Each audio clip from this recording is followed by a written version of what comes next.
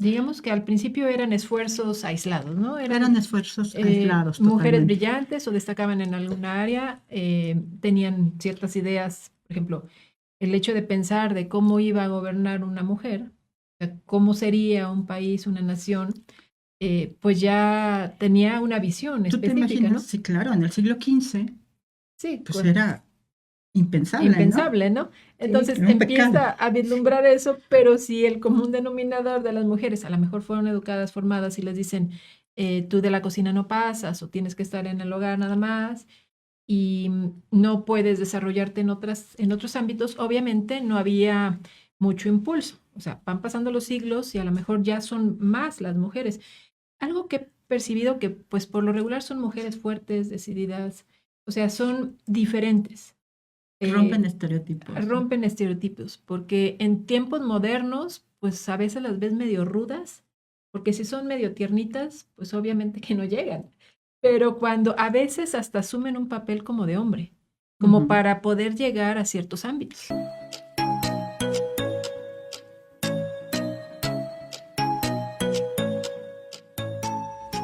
Bienvenidos a su programa de Conexión en Línea. Para Porque poder tener un liderazgo, necesitan ser fuertes. No, pero para que las dejen pasar, porque si se muestran débiles, Por eso, no llega, ¿no? Digo, puedes ser líder y puedes ser, o sea, no tienes que ser rudo.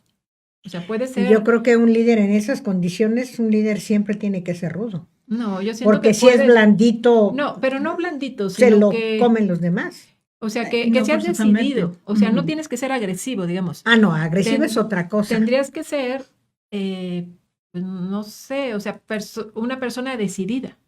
Y Tienes yo que creo ser que una persona decidida, por supuesto. Ser líder implica mucha disciplina, sí, y aparte poner el Y ejemplo. fortaleza, implica mucha fortaleza Ujú. mental ¿sí?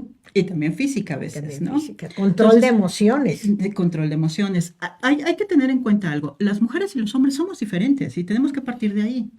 Sí existe diferencia. Sí, porque Por nuestro supuesto, cerebro funciona de manera distinta. y yo no puedo cargar esta mesa, por más que quiera. O a lo mejor sí, ¿no? Pero no, no puedo, definitivamente. No, hay que partir de que también somos distintos y somos distintos también en la forma de pensar y de ver el mundo. Y esa diferencia hay que aprovecharla a favor en general de la sociedad para sacarla adelante, no de manera dividida, que era lo primero que se planteaba también un poco en esta parte del feminismo. ¿Qué ocurrió? Esto que se nos ha vendido de que las mujeres educan, Ujú. las mujeres son las que están al frente en la historia reciente. Pero ¿qué ocurría antes? No educaban las mujeres. Ni siquiera la aristocracia las educaban las mujeres. Ujú. Educaban los sacerdotes. Ujú. Educaban los doctores en filosofía, que además, primero para entrar a una universidad tenías que ser algo así como seminarista, ¿no? O sea, no podías entrar a una universidad sin que tuvieras esta Vocación religiosa. no vocación religiosa, sino esta posibilidad de ser doctor de la iglesia, ¿no? De ser Ujú. de estudiar una filosofía amplia en la iglesia. Entonces, ¿por qué hablamos de esto? Porque esto nos influye hasta nuestros días. Sí, somos México, somos un país que fue conquistado por españoles, pero los españoles también traían toda una tradición romana y toda una tradición judía y musulmana, Ujú. Sí, ¿no? De sí, sumisión de la sí. mujer. Entonces, esto va impregnando a las sociedades y las mujeres son educadas en ese sentido. Y son educadas en aquel entonces por hombres, por una sociedad que además favorece la concepción masculina de que la mujer nada más tiene dos vías, o es una santa, parecida a María, Ujú. ¿no? Virtuosa en todos los sentidos, o es una perdida, ¿no? O es una malvada, una mujer del diablo que viene a ponernos tentaciones a los pobrecitos hombres, ¿no? Ay, sí, tan ¿Sí? sufridos ellos. Entonces, estas dos concepciones de la mujer son equivocadas Ujú. y nos perjudican a nosotras porque o nos pone forzosamente a hacer de una manera o de otra durante siglos,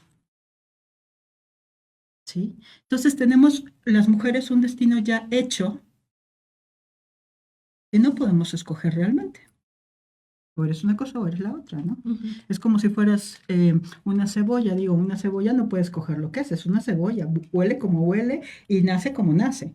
Y así se va a quedar. Ujú. Así con las mujeres en aquel entonces, ¿no?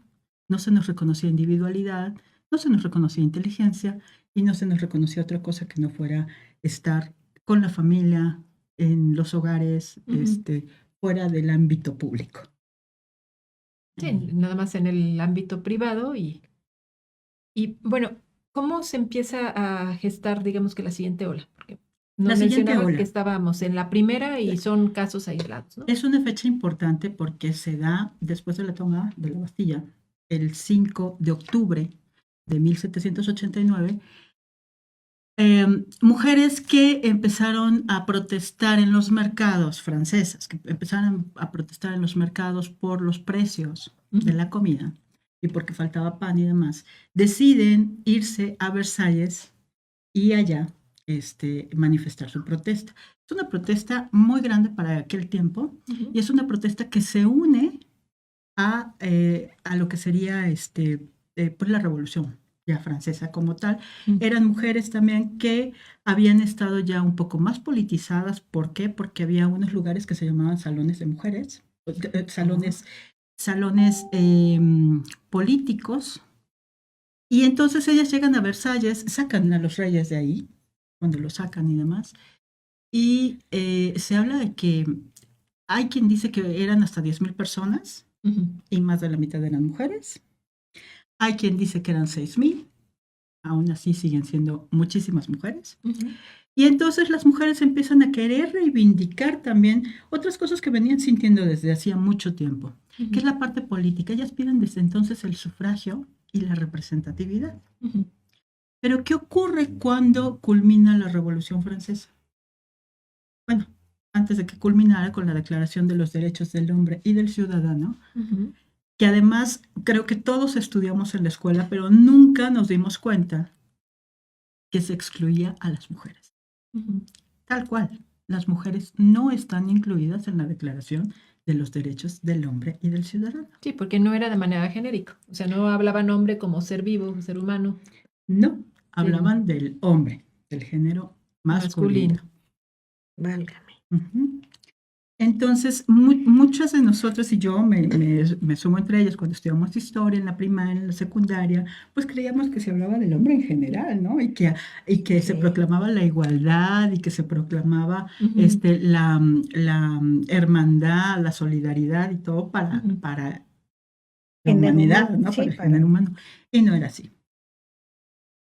Y entonces hay una mujer francesa que además ella está del lado de los girondinos, es decir, del ala un poco conservadora, pero, Ujú. pero es periodista, es escritora, y ella sacaba de alguna manera muchas, con seudónimo, muchos escritos y demás. Había quien decía que no eran de ella, Ujú. que esos escritos, que no era posible que una mujer escribiera en un día lo que ella escribía. Ujú.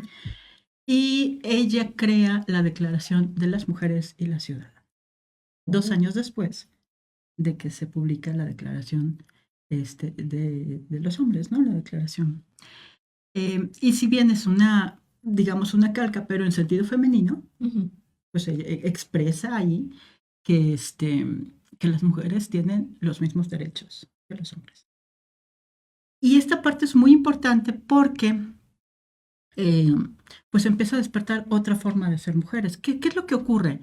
Estos salones de los que les platicaba, que además eran como tertulias, como lugares donde las mujeres sí podían expresarse porque no lo hacían públicamente, no lo Era, hacían en una iban tribuna. puras mujeres, obviamente. No, No, ya iban eran hombres. mixtos, Ah, eran eran mixtos. mixtos, eran mixtos.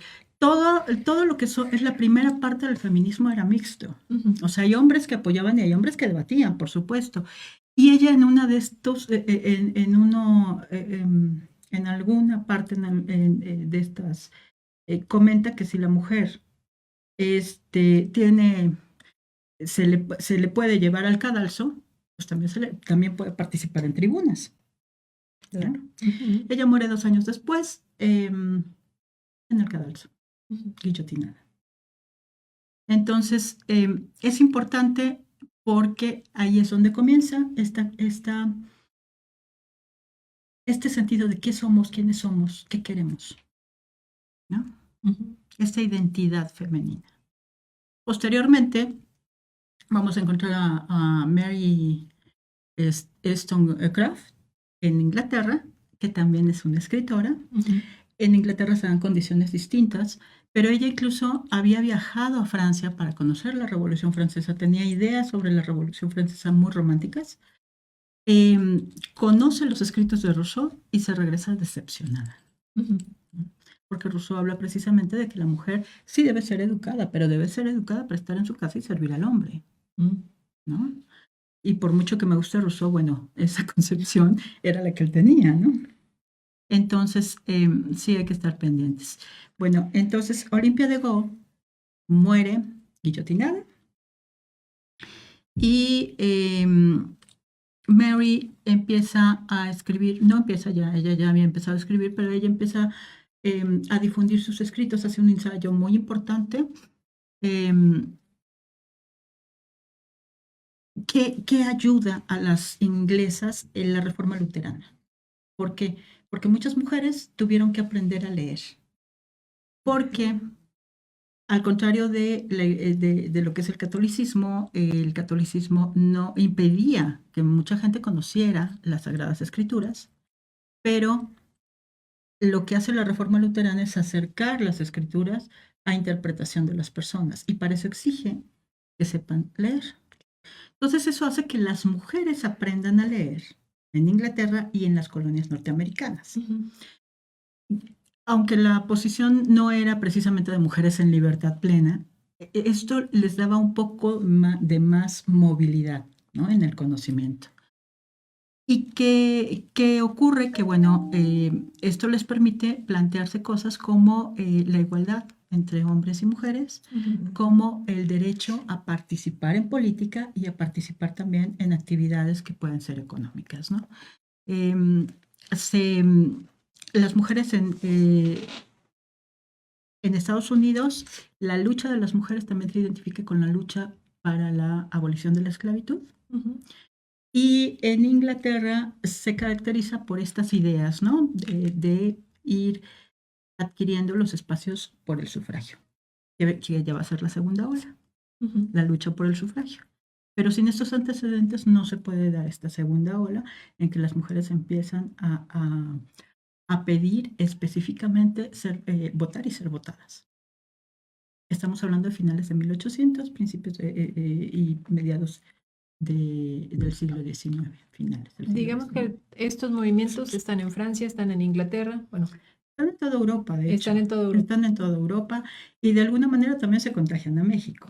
Ujú. Tú no te imaginas que mujeres como quienes comentaste hace rato, ¿no? La Güera Rodríguez, Leona Vicario, Josefa Ortiz, Ortiz de Domínguez.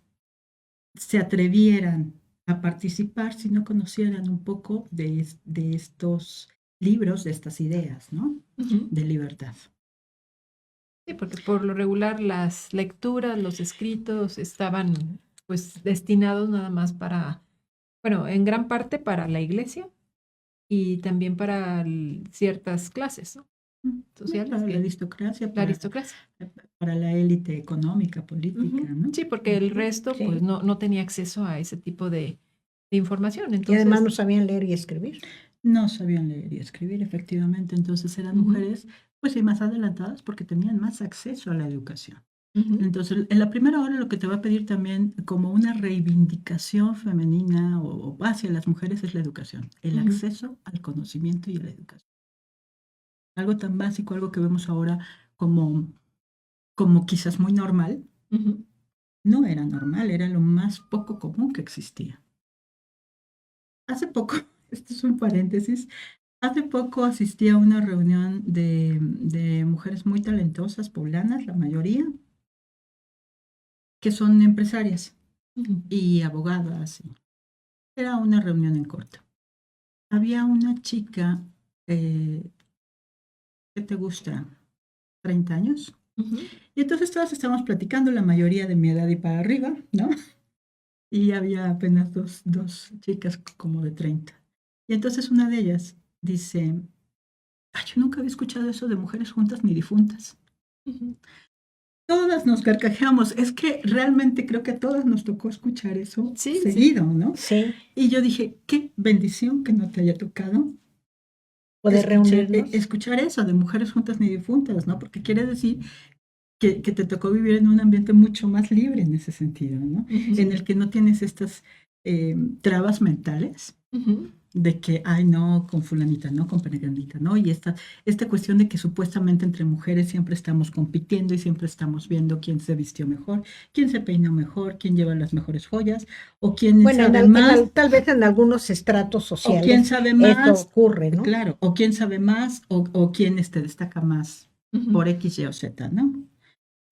Creo que sí existe una competencia en todos lados y la competencia es sana, pero entre las mujeres también nos apoyamos y entre las mujeres también sabemos ser solidarias o sororas, ¿no? Sí, que ahora le llaman así. Como lo llamamos ahora, y estos movimientos de alguna manera también lo demuestran, ¿no?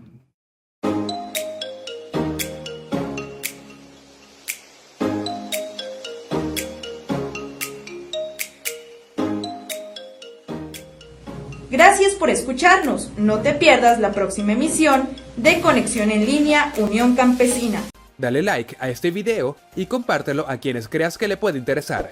Suscríbete y activa la campanita para que no dejes de ver nuestro contenido. Hasta la próxima.